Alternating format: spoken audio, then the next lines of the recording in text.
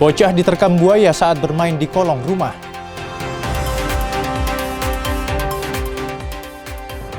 Lagi, ex-Kadis Tamben Kutai Kartanegara Kaltim jadi tersangka korupsi IU.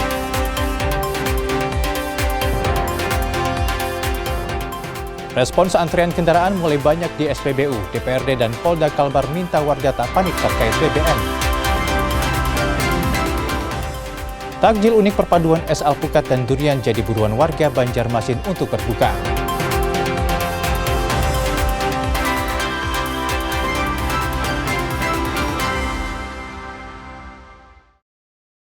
Halo, selamat pagi saudara, apa kabar? Anda menyaksikan Kompas Pagi hari ini 9 Maret 2026. Saudara, seperti biasa, selain 4 sorotan utama tadi, sejumlah informasi penting lainnya seputar Pulau Kalimantan juga telah kami siapkan untuk memperbaharui ruang informasi Anda. Bersama saya Fiza Herwin, selama 1 jam ke depan, segera kita simak Kompas Pagi selengkapnya di Kompas TV, independen, terpercaya.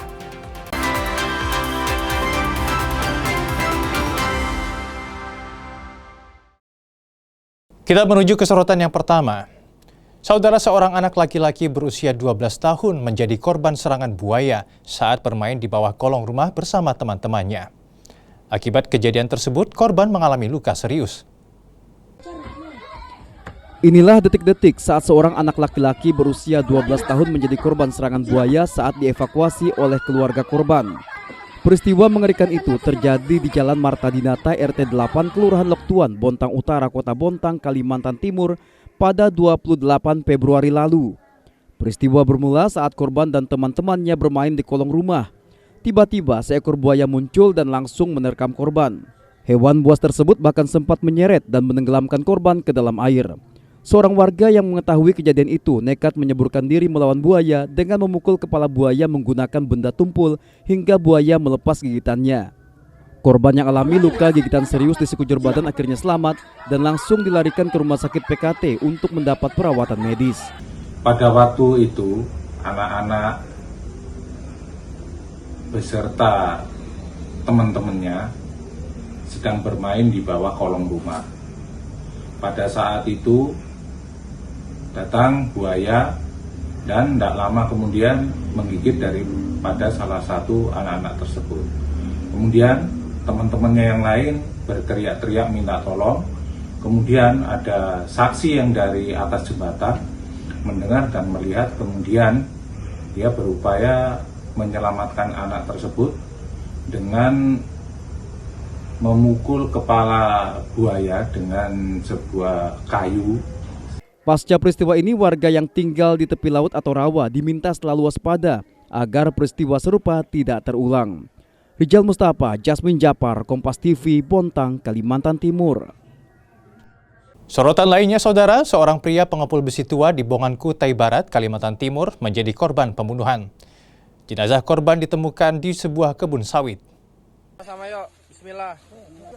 Jenazah seorang pria pengepul besi tua ditemukan polisi di sebuah kebun sawit di Kampung Penawai, Kecamatan Bongan Kutai Barat pada Sabtu siang 28 Februari lalu. Dari keterangan polisi, korban dibunuh saat seorang pria lainnya menawarkan tembaga untuk dijual di sebuah kebun sawit. Namun saat di lokasi, barang tersebut tidak ada. Korban lalu dianiaya menggunakan benda tumpul hingga tewas. Pelaku juga mengambil uang tunai 4,5 juta rupiah dan menggadaikan sepeda motor korban. Kasus ini terungkap setelah rekan korban melapor rekannya hilang. Polisi kemudian melakukan penyelidikan dan menangkap pelaku di sebuah rumah kosong. Meski sempat mengelak, pelaku akhirnya mengakui perbuatannya. Dengan adanya peristiwa tersebut, Polsek Bongan telah melakukan proses penyidikan lebih lanjut. Dan sekarang jenazah telah kami otopsi di Rumah Sakit Bayangkara Balikpapan. Kemudian pelaku telah kami amankan untuk proses lebih lanjut juga. Akibat peristiwa ini, pelaku terancam hukuman pidana penjara maksimal 15 tahun. Rijal Mustafa, Jasmine Japar, Kompas TV, Kutai Barat, Kalimantan Timur. Yang juga jadi sorotan, saudara, mantan Kepala Dinas Pertambangan dan Energi Kutai Kartanegara periode 2005-2008 ditetapkan tersangka menyusul rentetan kasus dugaan korupsi izin usaha pertambangan yang dikelola di atas lahan transmigrasi. Usai melakukan pemeriksaan hingga Kamis sore, Kejaksaan Tinggi Kalimantan Timur kembali menetapkan tersangka baru kasus korupsi izin usaha pertambangan atau IUP yang dikelola di atas lahan transmigrasi. Tersangka berinisial HM merupakan mantan Kepala Dinas Pertambangan dan Energi atau Kadis Tamben Kukar periode 2005-2008. Sebelumnya pada 19 Februari 2026, dua mantan Kadis Tamben Kukar periode 2009-2010 BH dan Kadis Tamben periode 2011-2013 AN sudah lebih dulu ditetapkan sebagai tersangka. Menyusul 3 pengusaha yakni BT, DA dan GT yang merupakan direktur utama dengan masing-masing periode di 3 perusahaan yang terlibat yakni PT JMB, PT AB dan PT KRA. Mereka menambang di lahan transmigrasi seluas 1.800 hektar. Hingga kini 6 orang sudah ditetapkan sebagai tersangka. Ini penyidik melakukan penahanan terhadap tersangka HM. Ini jabatannya waktu itu di tahun 2005 sampai 2008 itu selaku Kepala Dinas Pertambangan dan Energi di Kabupaten Kutai Kartanegara. Saat itulah terjadi penambangan tidak benar di areal HPL 01 Desa Separi waktu itu ya. Di Kutai Kartanegara, Kecamatan Garung Seberang. Ya secara garis besar seperti itu. Jadi seharusnya kalau dia tahu itu hanya kementerian kan stop. Kejati Kaltim masih terus mendalami kasus ini. Kemungkinan ada tersangka lain hingga jumlah kerugian yang bertambah. Sebelumnya kerugian negara ditaksir mencapai 500 miliar rupiah. Rijal Mustafa, Jasmin Japar, Kompas TV, Samarinda, Kalimantan Timur. Beralih ke informasi soal Badan Karantina Indonesia memusnahkan ribuan media pembawa hama penyakit hewan karantina. Seluruh komoditas ini merupakan hasil penahanan selama periode Januari sampai Februari 2026. Ribuan barang berupa 1.650 kg telur konsumsi, 480 kg kulit sapi, 3.000 kg jeroan ayam, dan 38 kg lebih daging babi dimusnahkan dengan cara dibakar di instalasi karantina Balai Karantina Hewan Ikan dan Tumbuhan Kalimantan Barat. Selain itu turut pula dimusnahkan puluhan kilogram olahan daging babi, sosis, kornet, bakso, dendeng hingga beragam buah-buahan, bawang, kacang, dan produk perikanan ilegal.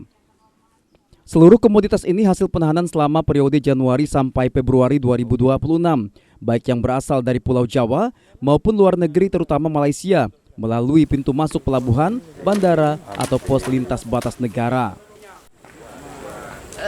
Yang harus diantisipasi ke depannya, tindakan karantina pemusnahan ini sebenarnya kita lakukan dalam rangka untuk mencegah pemasukan, pengeluaran dan juga penyebaran baik itu penyakit hewan, penyakit ikan dan organisme pengganggu tumbuhan agar wilayah Kalimantan Barat, agar wilayah Indonesia tetap bebas dari masuknya penyakit hewan, ikan dan tumbuhan.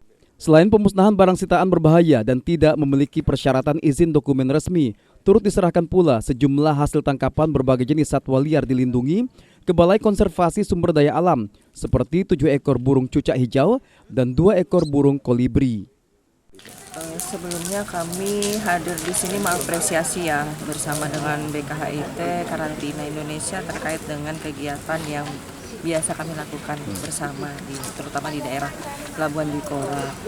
Penyerahan satwa ini merupakan penyerahan yang sudah sering kami lakukan sebenarnya bersama teman-teman karantina. Untuk satwa-satwa khususnya untuk burung berkicau kita harus melakukan proses rehabilitasi sambil melihat pemantauan apakah dia sehat atau seperti apa. Pemusnahan ini untuk mencegah masuknya beragam penyakit ke Kalbar, umumnya Indonesia, baik penyebaran melalui antar tumbuhan, hewan maupun ke manusia.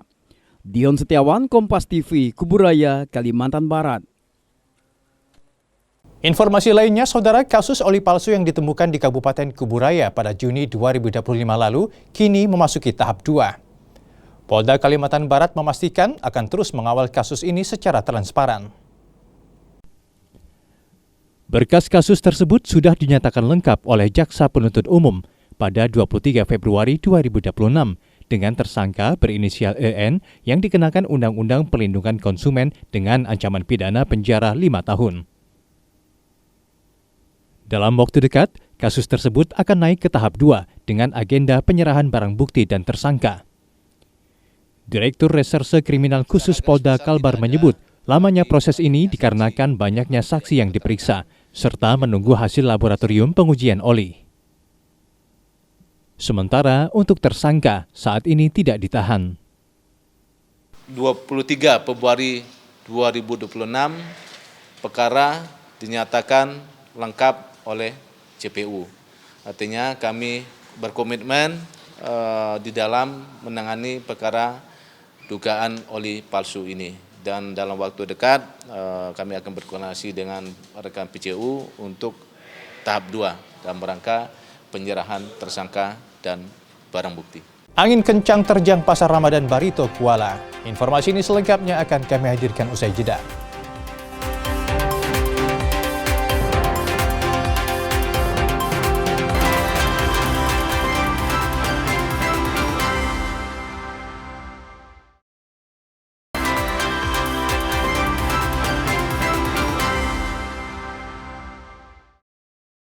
Anda masih bersama kami di Kompas Pagi. Saudara DPRD dan Polda Kalimantan Barat minta masyarakat tidak panik terkait bahan bakar minyak.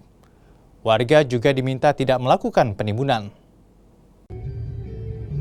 Wakil Ketua DPRD Kalbar Prabasa Anantatur turut menyoroti mulai banyaknya antrean kendaraan di SPBU imbas isu kelangkaan BBM. Prabasa minta masyarakat tidak panik dan khawatir. Politisi Partai Golkar ini juga minta Pemprov Kalbar memastikan stok BBM masyarakat tercukupi terlebih menjelang Hari Raya Idul Fitri. Wakil Ketua DPR menghimbau kepada masyarakat ya ini tenang-tenang saja dulu ya, jangan ibaratnya lalu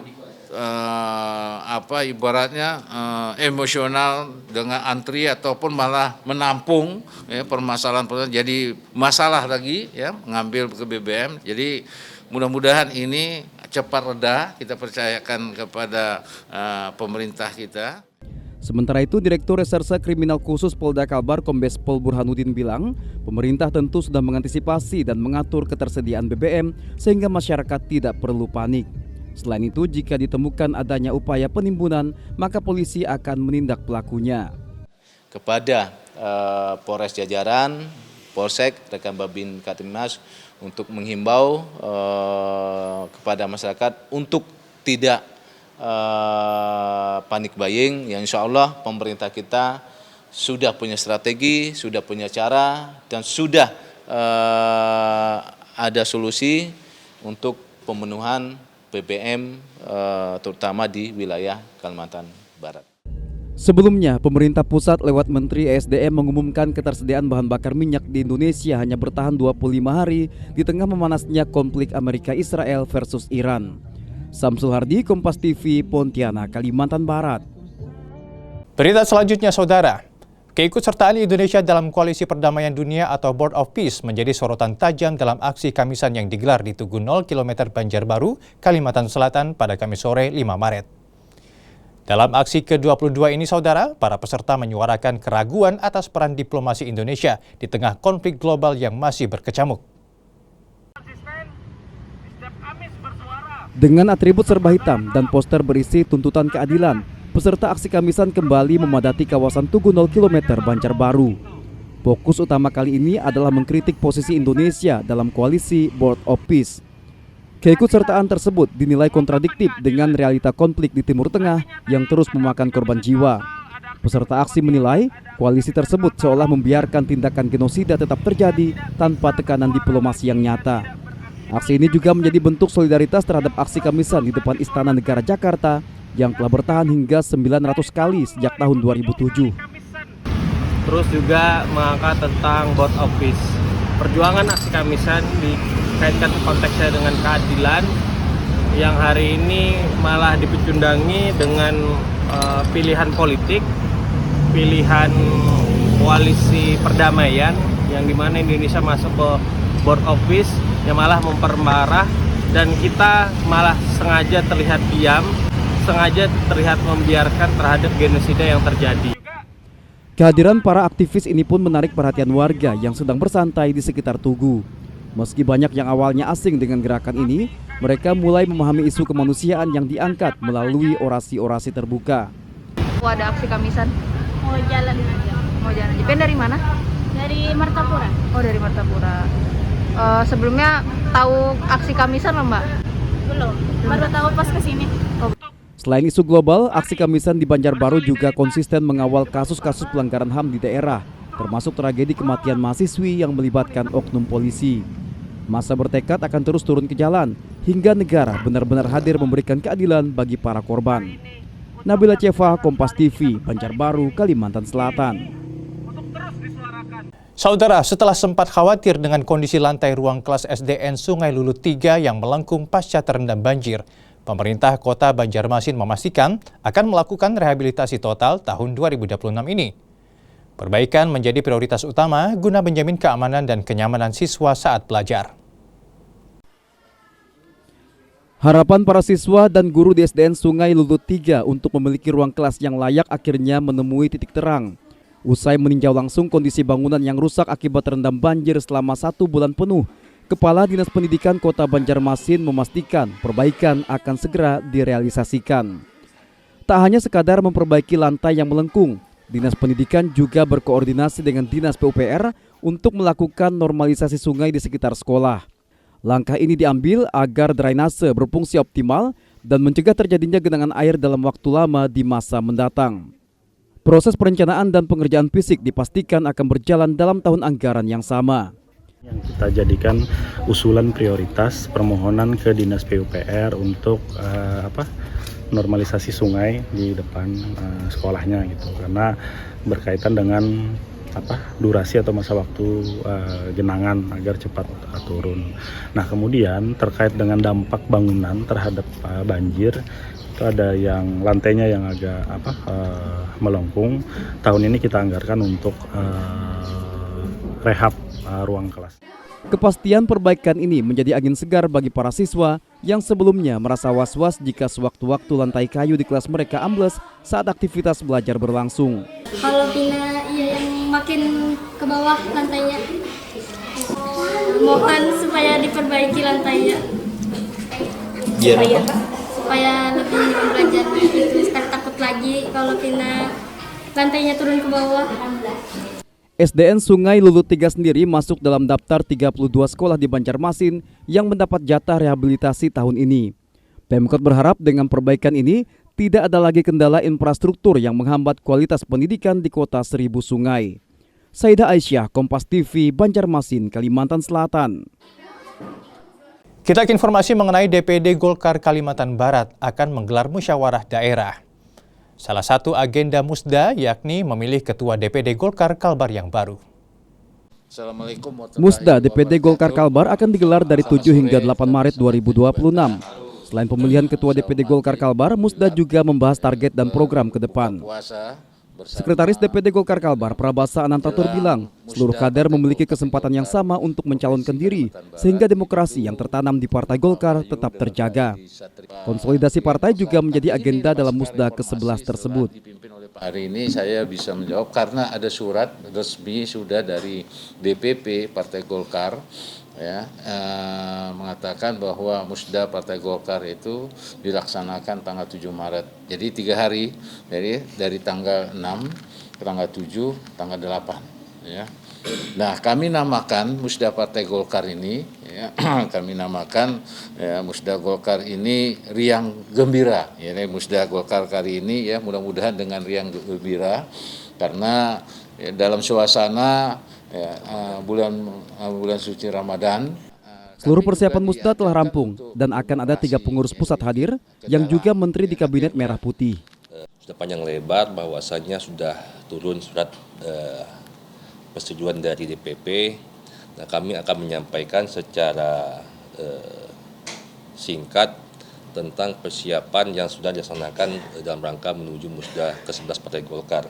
Nah, di sini kami dibantu selaku panitia penyelenggara, ada Ketua Steering Komite Pak Jamaan, kemudian ada juga Ketua Organisasi Komite. Alhamdulillah kita juga dalam pelaksanaan Musda ke-11 ini dibantu oleh tim advance DPP Partai Golkar. Ketua Umum Partai Golkar Bahlil Lahadalia juga direncanakan hadir saat pelantikan pengurus DPD Golkar Kalbar. Samsul Hardi, Kompas TV, Pontianak, Kalimantan Barat. Dan ada persyaratan-persyaratannya. Berita lainnya, saudara, puluhan stand UMKM di Pasar Ramadan Barito, Kuala, Kalimantan Selatan diterjang angin kencang hingga mengakibatkan sejumlah tenda roboh pada Rabu malam 4 Maret. Kejadian ini, saudara, merupakan yang ketiga kalinya dalam 2 pekan terakhir. Angin kencang yang datang tiba-tiba membuat sejumlah tenda pedagang roboh dan berantakan. Kejadian ini bukanlah yang pertama. Dalam 2 pekan terakhir tercatat sudah 3 kali angin kencang menerjang kawasan ini selama bulan puasa. Selain merusak fasilitas dagang, insiden ini juga sempat mengganggu aktivitas jual beli dan membuat para pedagang was-was. Pengamat tata kota Akbar Rahman menilai, faktor iklim dan pemilihan lokasi harus menjadi perhatian serius panitia penyelenggara. Lokasi Pasar Ramadan yang berada di area terbuka dan lapang menjadikannya jalur utama hembusan angin kencang saat hujan turun. Ya, ini disebabkan apa? Kondisi lokasi di sekitar sungai ya, yang memang menjadikan ruang aliran angin yang cukup deras, apalagi terjadi badai. Nah, ini harus menjadi poin utama. Apa yang harus diperkuat? Yang pertama adalah kondisi bangunannya sendiri. Kondisi bangunan kita ketahui ini adalah sifatnya kontemporer, sementara itu bangunannya ringan, maka itu harus diperkuat, dikokohkan, ya. Bagian rangkanya diperkuat, ikatan-ikatannya, sampai bagian bawahnya juga harus ada pemberat sehingga kemudian kuat terhadap angin. Karena bulan Ramadan masih cukup panjang, Akbar Rahman minta pemerintah daerah segera melakukan evaluasi teknis. Penggunaan pondasi tenda yang lebih kuat atau struktur semi permanen dinilai lebih aman untuk menjaga keselamatan pedagang maupun pengunjung. Sayyidah Aisyah, Kompas TV, Barito, Kuala, Kalimantan Selatan. Jelang Lebaran, Pemkot Pontianak gelar pasar murah Rp85.000 per paket bahan pokok. Informasi ini akan kami hadirkan sesaat lagi.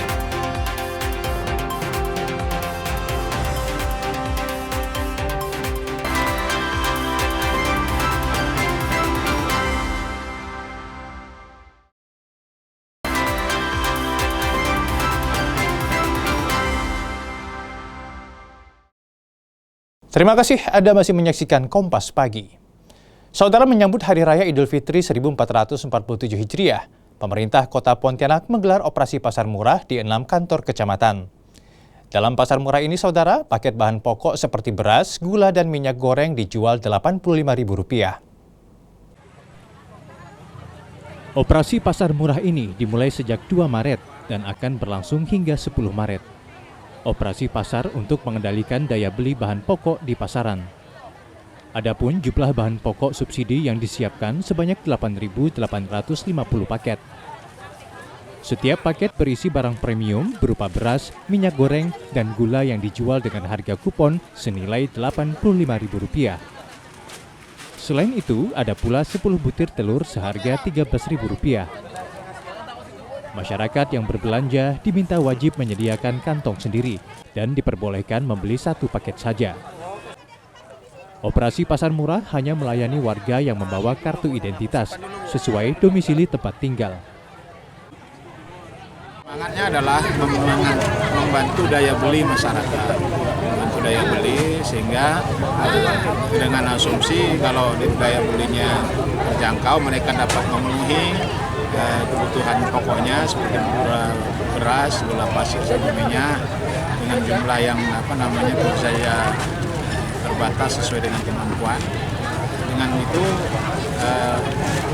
uang yang misalnya jika ada lebih bisa dimanfaatkan untuk yang lain. Beralih ke informasi selanjutnya. Saudara, permudah arus mudik, Balai Besar Pelaksanaan Jalan Nasional Kalimantan Timur kembali operasikan tol fungsional Balikpapan IKN. Jalan tol Balikpapan IKN ini akan difungsikan pada 13 Maret, mulai jam 6 pagi hingga jam 6 sore. Fungsional jalan tol menghubungkan Balikpapan ke IKN dan ke Kalimantan Selatan ini memiliki panjang 52,5 km.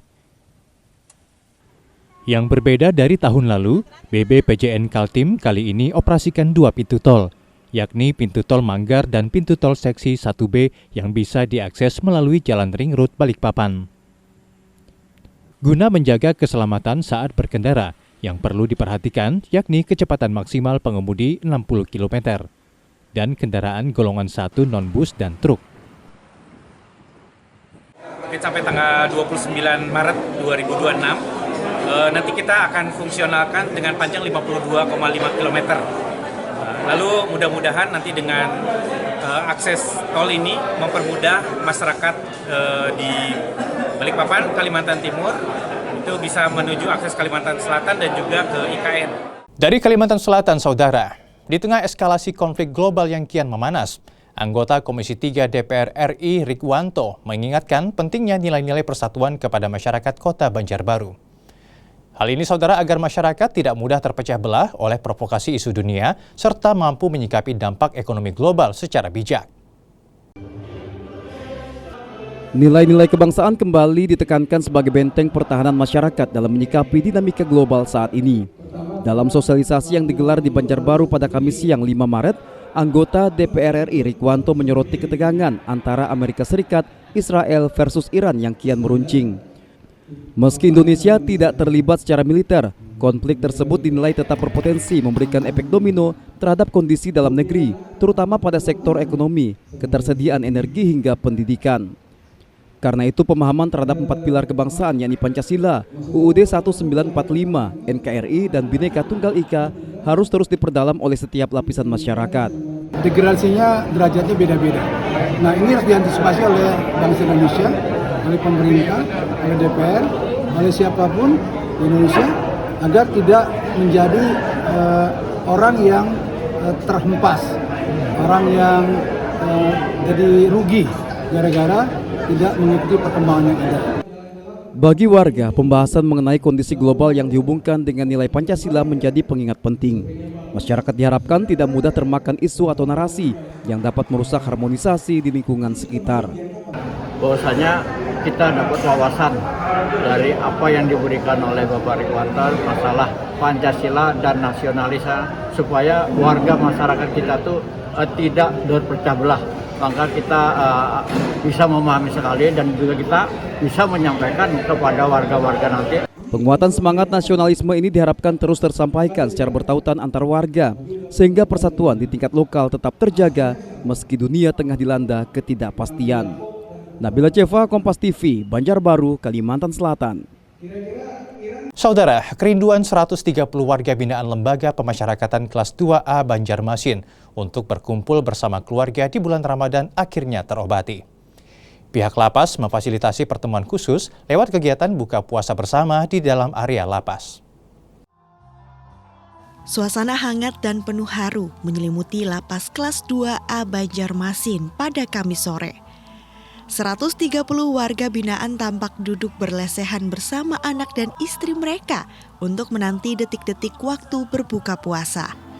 Momentum ini sengaja dihadirkan oleh pihak lapas sebagai bentuk apresiasi atas sikap kooperatif warga binaan dalam menjaga kondusivitas keamanan. Selain itu, kegiatan ini juga menjadi bagian dari proses rehabilitasi agar warga binaan tidak merasa terasing dari lingkungan sosialnya. Dan ini hari yang kedua kita melaksanakan kegiatan ini, di mana kita mengundang keluarga-keluarga binaan untuk bisa berbuka bersama dengan saudara-saudaranya yang ada di sini.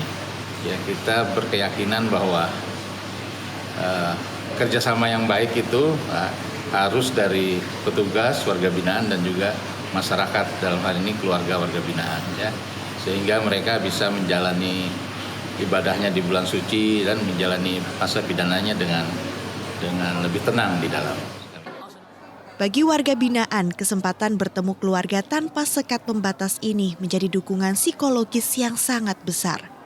Seperti dirasakan oleh Azhar Asaman yang mengaku kehadiran keluarga kecilnya menjadi obat rindu, sekaligus motivasi untuk menjalani masa pidana dengan lebih baik.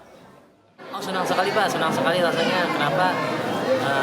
Momen-momen seperti ini terobati, kita merasa seperti di rumah, jadi ada keluarga di sini, berbuka puasa di sini, momennya kita dapat sekali ya, jadi ada rasa haru, suka juga, jadi ini adalah momen-momen dan kegiatan yang positif menurut kita Pak, dan ini kami apresiasi sekali untuk Lapas Banjarmasin. Kami terima kasih sekali. Dengan adanya dukungan langsung dari keluarga, pihak lapas berharap warga binaan dapat menjalani sisa masa tahanan dengan tenang, hingga tiba waktunya kembali ke masyarakat sebagai pribadi yang baru. Arpawi, Kompas TV Banjarmasin, Kalimantan Selatan. Saudara, di bulan Ramadan ini, sejumlah SMA sederajat di Kota Pontianak, Kalimantan Barat ikuti Lomba Cerdas Cermat Islami Pandai tahun 2026. Lomba ini, saudara, guna memotivasi siswa untuk meningkatkan keilmuan di bidang keagamaan. Lomba Cerdas Cermat Islami Pandai tahun 2026 diikuti belasan SMA sederajat sekota Pontianak. Dalam ajang ini SMA Muhammadiyah 1 berhasil menjadi juara pertama sehingga berhak mewakili Kalbar di tingkat nasional. Tentunya targetnya yang terbaik lah, kalau bisa juara 1 di nasional tetap juara 1. Ya. Terus apa persiapan yang dilakukan ini?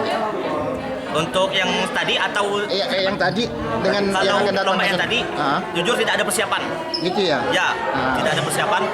Terus kalau tingkat nasional nih? Untuk yang nasional tentu dipelajar lagi, diulang di murojaah dan lebih banyak cari belajar tentang PAN. Persiapan memang kurang, tetapi memang inilah kualitas dari sekolah kami, dari SMA Muhammadiyah 1 Pontianak, yang memang yang pertama mendepankan ilmu AIK ataupun Al-Islam dan Kemuhammadiyahan. Artinya untuk kemudian kawan-kawan berlomba, ya anak-anak murid kami dari SMA Muhammadiyah berlomba, maka tidak terlalu banyak ataupun menjadi tugas yang berat bagi kami untuk mengirim peserta didik untuk ikutkan kejuaraan provinsi maupun tingkat nasional. Pada ajang ini tim Man 2 Pontianak menjadi juara kedua. Sementara perwakilan SMA Negeri 8 dan SMA Mujahidin menempati peringkat ketiga dan keempat. Dion Setiawan, Kompas TV, Pontianak, Kalimantan Barat. Saudara, usai jeda, kami akan kembali dengan informasi lain. Di antaranya relawan Gen Z ajak tunanetra kreasi Braille. Sesaat lagi.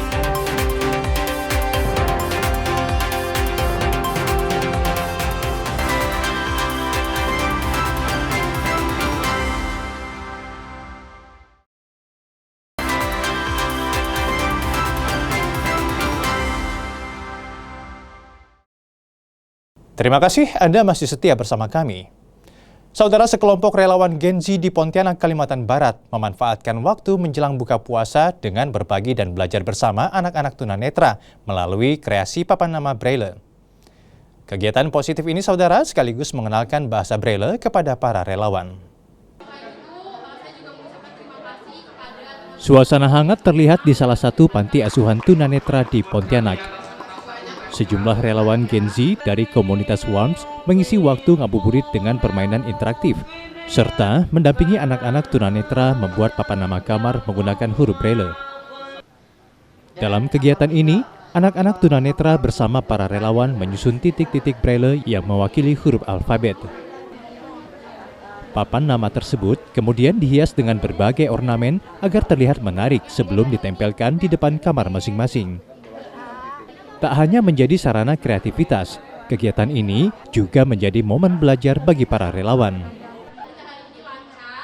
Kalau saya pribadi, saya belum pernah sih belajar tentang Braille. Jadi saya baru tahu basicnya aja kayak ABC gitu. Jadi kalau untuk huruf kalimat bersambung itu sebenarnya saya juga belum lancar kayak gitu. Jadi saya hari ini belajar sama adik-adiknya kayak gitu. Gimana sulit nggak?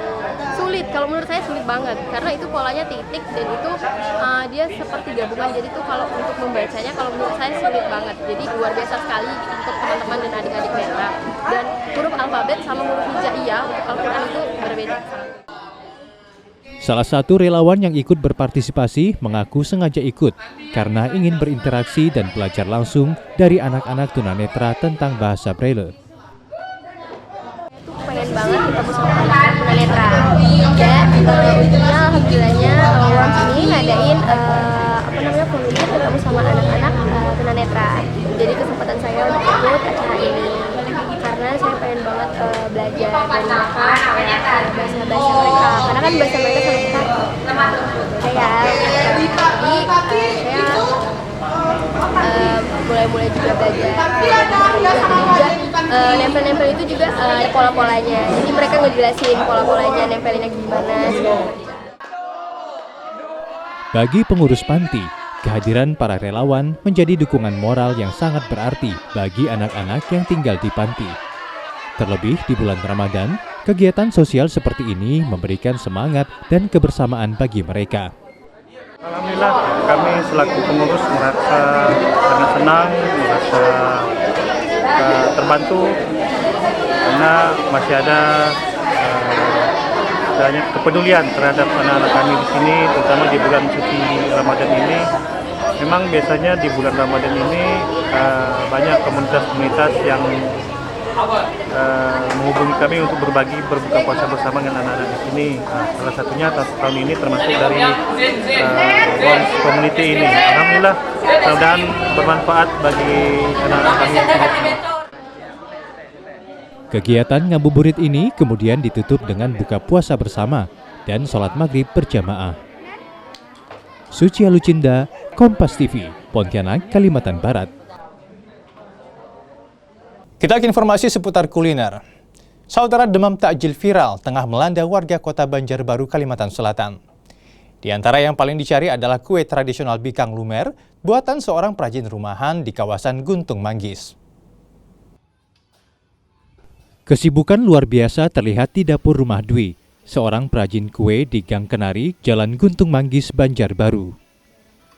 Jika pada hari normal ia hanya memproduksi sekitar 300 biji kue bikang, kini selama bulan Ramadan permintaan melonjak tajam hingga 600 biji per hari. Bikang Lumer sebenarnya merupakan modifikasi dari kue khas Jawa yang dikenal dengan sebutan cara bikang. Dengan komposisi utama tepung beras, terigu, dan dominasi santan, Dwi sengaja menciptakan tekstur yang lebih lembut, agar sesuai dengan selera masyarakat Banjar yang sangat menyukai kudapan manis dan lumer. Kalau selama puasa ini alhamdulillah ya kayak 2 kali lipat orderan gitu. Kalau pas biasanya 300 ini bisa jadi 600 kayak gitu. Per hari ini? Iya, kebetulan saya kalau puasa bukannya tuh Sabtu sama Minggu aja. Ini makanan khas mana sih Bu sebenarnya? Khas Jawa sebenarnya. Kalau dari di Jawa tuh namanya cara bikang atau coro bikang gitu. Popularitas Bikang Lumer ini kian melejit setelah viral di media sosial. Banyak pembeli yang awalnya penasaran kini menjadi pelanggan setia karena cita rasanya yang dianggap otentik namun tetap kekinian. Menjak tahu viral di TikTok, nah baru lihat di sini kan. Dapat WA terus order. Oh, ternyata rasanya enak ya? Enak banget pokoknya. Oh iya, ini buat buka puasa kan Bu? Iya. Ini udah berapa kali pesan untuk buka? Sering dah? Udah berkali-kali, rasanya enak banget. Oke deh. Untuk memanjakan lidah konsumen, Dwi menyediakan 3 varian rasa, yakni original, nangka, dan coklat. Semuanya dibanderol dengan harga terjangkau, yakni Rp17.000 per kotak berisi 4 biji kue. Meski produksi sudah ditingkatkan, kudapan ini hampir selalu ludes terjual setiap harinya. Nabila Seva, Kompas TV, Banjarbaru, Kalimantan Selatan. Informasi menarik lainnya. Saudara, minuman dengan cita rasa manis dan segar, perpaduan buah alpukat dengan legitnya daging durian asli menjadi daya tarik utama bagi para pemburu takjil di kota Banjarmasin, Kalimantan Selatan. Penjualannya pun meningkat hingga ratusan cup dalam sehari. Godaan kesegaran langsung terasa saat melihat potongan alpukat mentega yang berpadu dengan topping daging durian asli yang harum dan legit. Inilah menu andalan di lapak es buah durian Mas Kun yang terletak di Jalan Veteran Banjarmasin. Hanya dengan harga Rp17.000 per porsi, pembeli sudah bisa menikmati perpaduan mewah antara buah dan es segar. Tak hanya es alpukat durian, lapak ini juga menyediakan varian lain, seperti sop durian dan es oyen durian. Menariknya, menu spesial ini hanya dijajakan selama bulan suci Ramadan. Tak heran, antusiasme warga begitu tinggi hingga pedagang mampu menghabiskan lebih dari 500 cup dalam sehari. Usaha yang dimulai sejak tahun 2022 ini berawal dari ide sederhana untuk menyajikan takjil yang berbeda bagi para pecinta raja buah tersebut. Ya, itu pemikiran istri sih kemarin, jadi istri sendiri yang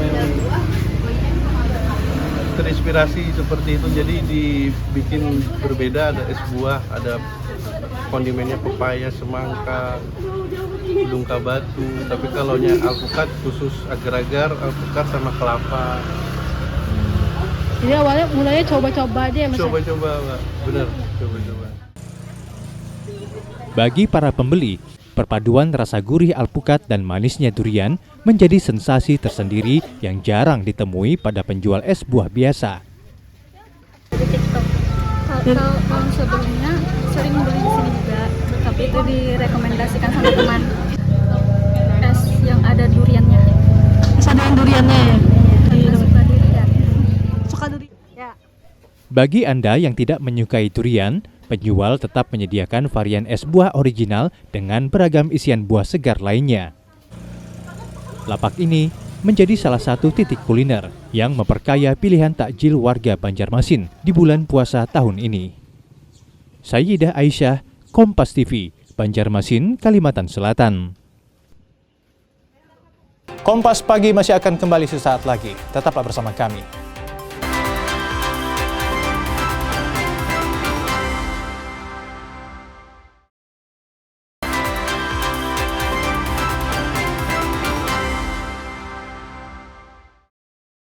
Terima kasih Anda masih bersama kami di Kompas Pagi.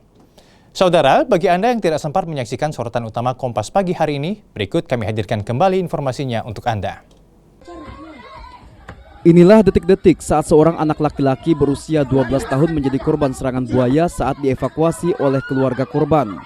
Peristiwa mengerikan itu terjadi di Jalan Marta Dinata RT 8 Kelurahan Loktuan, Bontang Utara, Kota Bontang, Kalimantan Timur pada 28 Februari lalu. Peristiwa bermula saat korban dan teman-temannya bermain di kolong rumah. Tiba-tiba seekor buaya muncul dan langsung menerkam korban. Hewan buas tersebut bahkan sempat menyeret dan menenggelamkan korban ke dalam air. Seorang warga yang mengetahui kejadian itu nekat menyeburkan diri melawan buaya dengan memukul kepala buaya menggunakan benda tumpul hingga buaya melepas gigitannya. Korban yang alami luka gigitan serius di sekujur badan akhirnya selamat dan langsung dilarikan ke rumah sakit PKT untuk mendapat perawatan medis. Pada waktu itu, anak-anak beserta teman-temannya sedang bermain di bawah kolong rumah. Pada saat itu, datang buaya dan tidak lama kemudian menggigit daripada salah satu anak-anak tersebut. Kemudian, teman-temannya yang lain berteriak-teriak minta tolong. Kemudian ada saksi yang dari atas jembatan mendengar dan melihat, kemudian dia berupaya menyelamatkan anak tersebut dengan memukul kepala buaya dengan sebuah kayu. Pasca peristiwa ini, warga yang tinggal di tepi laut atau rawa diminta selalu waspada agar peristiwa serupa tidak terulang. Rijal Mustafa, Jasmine Japar, Kompas TV, Bontang, Kalimantan Timur. Usai melakukan pemeriksaan hingga Kamis sore, Kejaksaan Tinggi Kalimantan Timur kembali menetapkan tersangka baru kasus korupsi izin usaha pertambangan atau IUP yang dikelola di atas lahan transmigrasi. Tersangka berinisial HM merupakan mantan Kepala Dinas Pertambangan dan Energi atau Kadistamben Kukar periode 2005-2008. Sebelumnya pada 19 Februari 2026, dua mantan Kadistamben Kukar periode 2009-2010 BH dan Kadistamben periode 2011-2013 AN sudah lebih dulu ditetapkan sebagai tersangka. Menyusul tiga pengusaha yakni BT, DA dan GT yang merupakan direktur utama dengan masing-masing periode di tiga perusahaan yang terlibat yakni PT JMB, PT AB, dan PT KRA. Mereka menambang di lahan transmigrasi seluas 1.800 hektar. Hingga kini 6 orang sudah ditetapkan sebagai tersangka. Ini melakukan penahanan terhadap tersangka HM.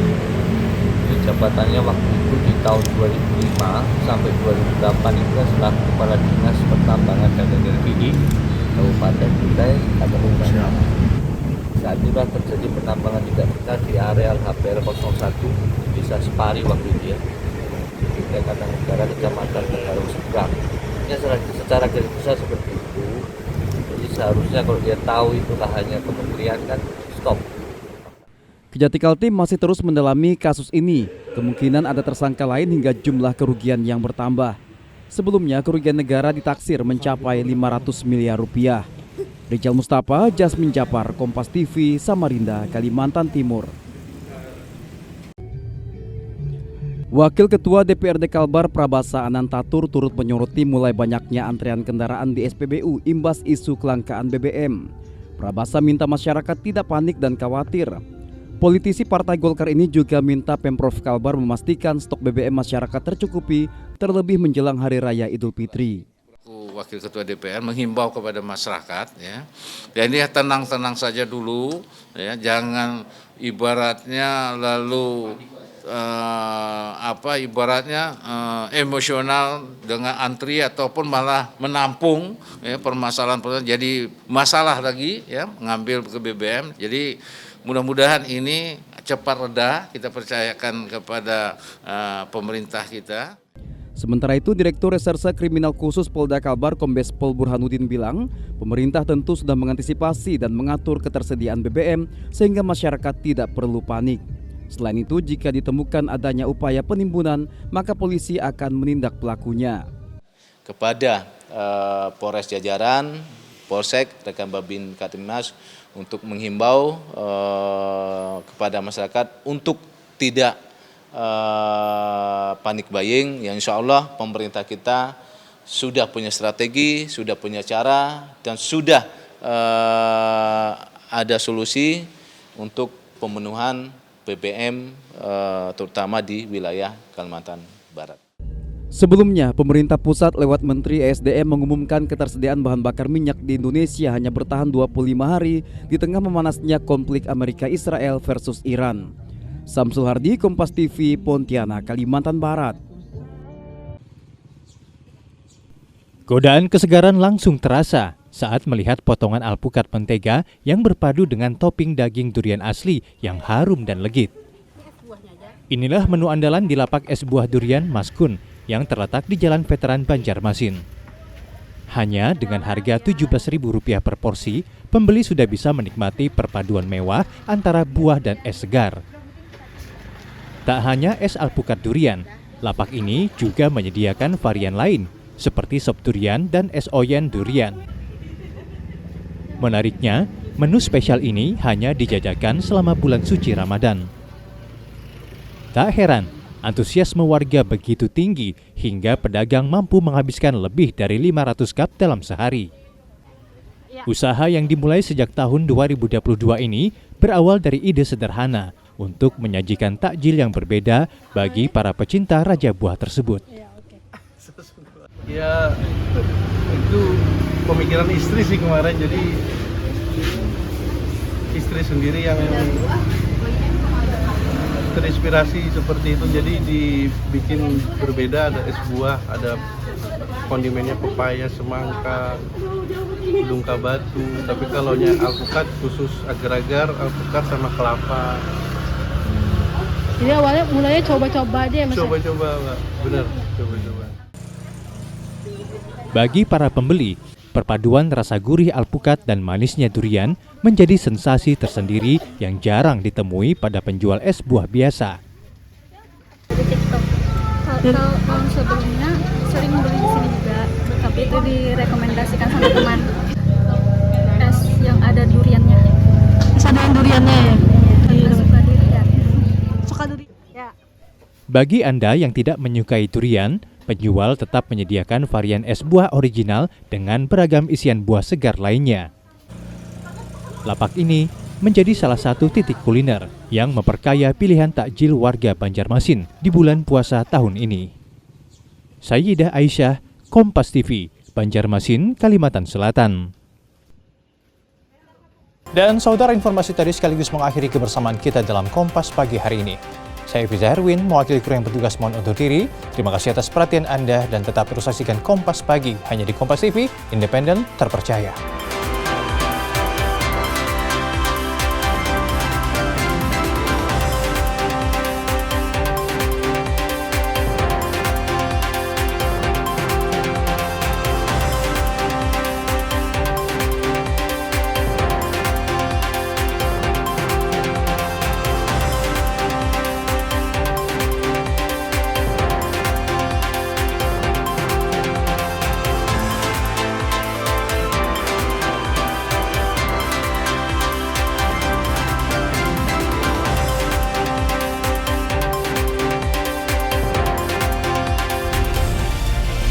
Kompas TV, independen, terpercaya.